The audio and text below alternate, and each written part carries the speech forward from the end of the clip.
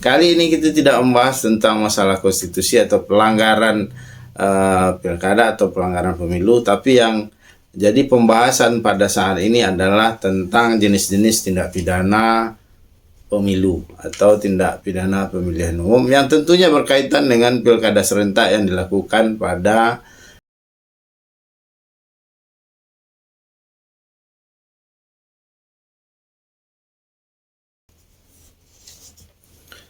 Assalamualaikum warahmatullahi wabarakatuh. Alhamdulillahirrabbilalamin. Bersyukur kita kepada Allah Subhanahu wa Ta'ala atas segala nikmat yang sudah diberikan selama ini. Tidak lupa juga kita mengirimkan salawat beriringi salam kepada junjungan alam Nabi besar Muhammad sallallahu alaihi wasallam dengan mengucapkan Allahumma shalli ala sayyidina Muhammad wa ala ali sayyidina Muhammad.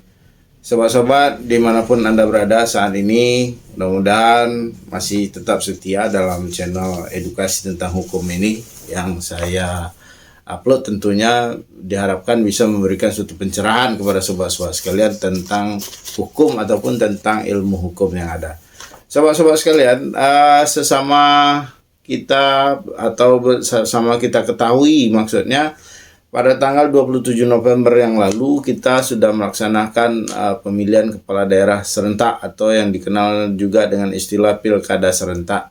Nah, banyak ungkapan-ungkapan atau meme-meme yang muncul di dunia maya atau di medsos yang menyatakan habis pilkada terbit sengketa atau habis pilkada, ya macam-macam, banyak ungkapan-ungkapan lain yang menyindir paslon yang berbagai macam bentuk. Ada yang baper, ada yang juga berjalan sebagaimana mestinya.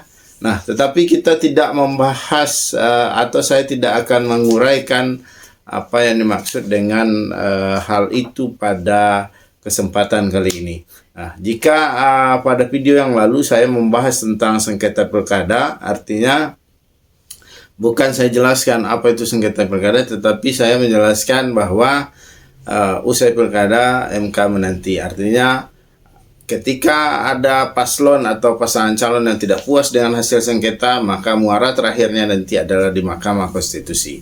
Nah, kali ini kita tidak membahas tentang masalah konstitusi atau pelanggaran pilkada atau pelanggaran pemilu, tapi yang jadi pembahasan pada saat ini adalah tentang jenis-jenis tindak pidana pemilu atau tindak pidana pemilihan umum yang tentunya berkaitan dengan pilkada serentak yang dilakukan pada tanggal 27 November 2024 yang lalu. Nah, ada 9 jenis tindak pidana pemilu yang diatur di dalam Undang-Undang Pemilu.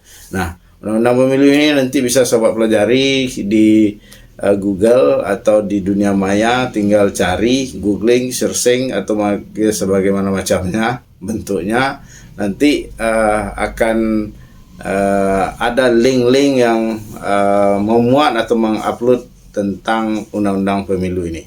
Nah, intisari dari undang-undang pemilu ini tentang jenis-jenis tindak pidana pemilu akan saya sebutkan di dalam video kali ini, tetapi saya tidak menguraikan secara panjang lebar karena nanti berkaitan dengan durasi yang sobat-sobat saksikan. Yang pertama,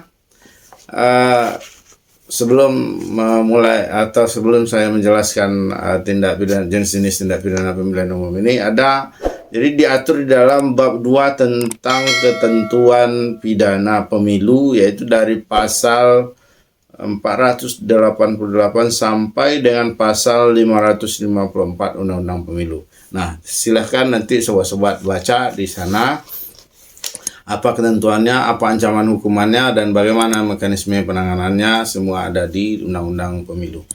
Yang pertama adalah memberikan keterangan tidak benar dalam pengisian data diri daftar pemilih, atau ketika ada pantarlih petugas pendaftaran pemilih yang mendata untuk dimasukkan ke dalam DPT atau daftar pemilih tetap. Nah, ada yang memalsukan atau memberikan keterangan tidak benar. Nah, ini adalah salah satu tindak pidana pemilu. Ini diatur dalam pasal 488 Undang-Undang Pemilu. Yang kedua, ada kepala desa yang menguntungkan atau merugikan peserta pemilu. Nah, ini banyak juga terjadi. Kepala desa, kelurahan, dan lain sebagainya ada yang merugikan, ada yang menguntungkan. Nah, sebagai penyelenggara pemerintahan seharusnya kepala desa ini bersikap netral ketika terjadi pemilu atau dilaksanakannya pemilu. Dia tidak boleh memihak kepada salah satu peserta pemilu. Nah, diatur di dalam pasal 490 Undang-Undang Pemilu. Yang ketiga, ada yang menguntungkan, yang ketiga maksudnya adalah mengacaukan, menghalangi, atau mengganggu kampanye pemilu. Nah, ini tidak boleh lakukan. Ini termasuk kepada jenis tindak pidana pemilu yang tentu saja ancaman hukumannya adalah penjara atau kurungan. Ini diatur dalam pasal 491 Undang-Undang Pemilu. Yang keempat, ada kampanye di luar jadwal yang ditetapkan oleh Komisi Pemilihan Umum. Artinya para peserta pemilu ini tidak dibenarkan berkampanye di luar jadwal yang sudah ditetapkan oleh KPU atau Komisi Pemilihan Umum, dan diatur di dalam pasal 492 Undang-Undang Pemilu. Nah, sebagai contoh kampanye di luar pemilu ini seperti kampanye di luar jadwal maksudnya adalah seperti belum ada ketetapan KPU tentang jadwal kampanye tetapi sudah melaksanakan kampanye bagi pasangan calon yang ikut sebagai peserta pemilu, atau ketika sudah ditutup masa kampanye oleh KPU tetapi yang bersangkutan sebagai peserta pemilu atau pemilu kada tetap melakukan kampanye, maka hal ini masuk jenis tindak pidana pemilihan umum atau tindak pidana pemilu. Nah, diancam dengan pidana penjara atau kurungan selama 1 tahun dan denda 12 juta. Memang kecil, tapi hal ini adalah suatu perbuatan yang tidak patut dilaksanakan oleh peserta pemilu. Yang kelima, tindak pidana pemilu adalah melakukan pelanggaran larangan kampanye. Artinya ada hal-hal yang dilarang di dalam aturan kampanye, misalnya mempersoalkan lambang negara, mempersoalkan dasar negara. Hal ini tidak dibenarkan di dalam aturan kampanye, dan ketika hal ini dilanggar maka masuk kepada ranah tindak pidana pemilu dan diatur di dalam pasal 280 ayat 1 dan pasal 280 ayat 2 Undang-Undang Pemilu. Yang keenam, memberikan keterangan tidak benar dalam laporan dana kampanye pemilu. Nah, sebagaimana kita ketahui, dana kampanye pemilu ini sangatlah besar, ya, sangat besar. Di Indonesia termasuk negara yang memiliki kos politik yang sangat besar. Kenapa? Karena hampir seluruhnya menggunakan kekuatan finansial. Nah, undang-undang menetapkan bahwa setiap penggunaan dana kampanye dan bagaimana dana kampanye itu diperoleh, dari mana asalnya, itu harus dibuatkan laporannya, dan laporan itu tidak boleh bertentangan dengan dana kampanye yang digunakan. Nah, ketentuan tentang pelanggaran laporan dana kampanye pemilu ini diatur di dalam pasal 496 Undang-Undang Pemilu dan pasal 497 Undang-Undang Pemilu. Yang ketujuh adalah menyebabkan orang lain kehilangan hak pilihnya. Nah, ini diatur di dalam pasal 510 Undang-Undang Pemilu. Kehilangan hak pilih ini bisa saja petugas pantarlih tidak datang ketika melakukan pendataan pemilih, atau petugas KPPS tidak menyampaikan, tidak memberitahukan kepada orang yang sudah ada nama yang di daftar pemilih tetap atau DPT itu, tetapi dia tidak memberikan informasi yang menyebabkan kehilangan haknya seseorang terhadap proses pemilu yang dilakukan. Nah, ini diatur di dalam pasal 510 Undang-Undang Pemilu. Selanjutnya yang ke-8. Nah, yang ke-8 ini menetapkan jumlah surat suara yang dicetak melebihi jumlah yang ditentukan. Nah, ini kemungkinan besarnya adalah dilakukan atau dilanggar oleh penyelenggara pemilu, karena peserta pemilu ini tidak mungkin mencetak surat suara atau logistik pemilu. Ini adalah tanggung jawab penyelenggara pemilu. Nah, siapa penyelenggara pemilu? Induknya adalah KPU atau Komisi Pemilihan Umum.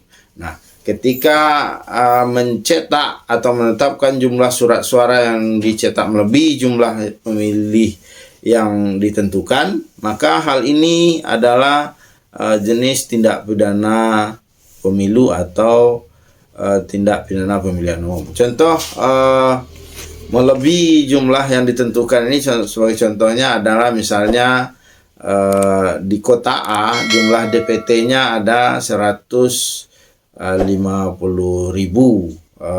jiwa atau 150.000 pemegang hak pilih atau orang mempunyai hak pilih. Nah, surat suara dicetak dengan tujuan untuk supaya apakah ini kecurangan pemilu yang disengaja atau bagaimana, tetapi dicetak melebihi jumlah yang di luar batas toleransi. Misalnya dicetak ketika DPT-nya 150.000 di kota A ini, maka surat suaranya dicetak 300.000 misalnya. Nah, ini adalah bentuk tindak pidana pemilu yang diatur di dalam pasal 524 Undang-Undang Pemilu atau Undang-Undang Pemilihan Umum.